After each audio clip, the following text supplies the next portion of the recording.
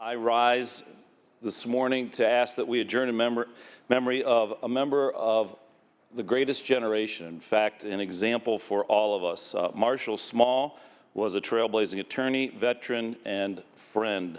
He was born in Kansas City, Missouri in 1927, and he first came to the Bay Area in 1944 to attend Stanford University, but he dropped out. He dropped out of Stanford in order to enlist in the Merchant Marine, where he served during World War II.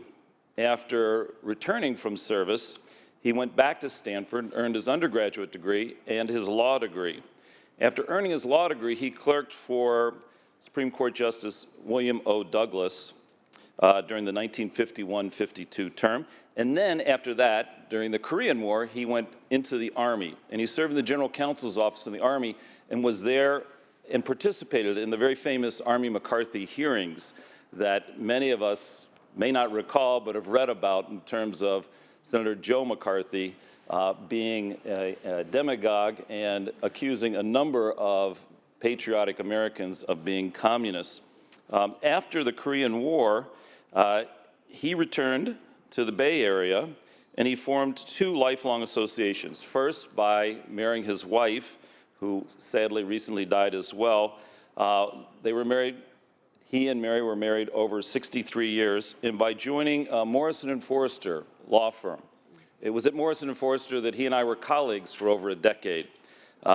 Marshall was a partner at Morrison & Foerster. He was the managing partner and he was the chairman, but I knew him as general counsel. And for those of you who are not familiar with what a general counsel does in a law firm, that's the person who's selected with the greatest judgment, not just the smartest lawyer, but also the person who's willing to make very hard decisions and a person who serves as an example for all the other lawyers in the office to look up to.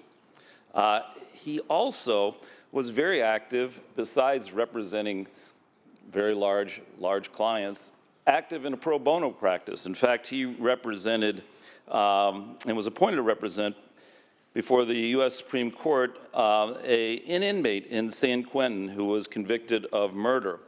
And he also was active in his community. He was a teacher's assistant in an elementary school in San Francisco. He left an impact on everyone, including me. He's survived by his daughter, Liz, her husband, Daniel, his son, Dan, and his wife, Justine, and his grandson, Alexander. Members, I ask today that we adjourn in his memory. Thank you.